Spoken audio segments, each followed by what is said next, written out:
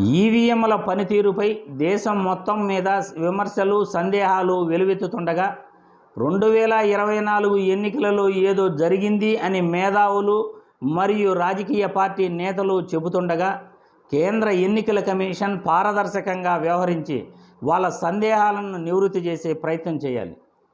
కానీ కేంద్ర ఎన్నికల కమిషన్ వ్యవహారం చూస్తుంటే 2024 ఎన్నికలలో లోకసభ మరియు అసెంబ్లీ సెగ్మెంట్లలో ఖచ్చితంగా తప్పు చేశారు.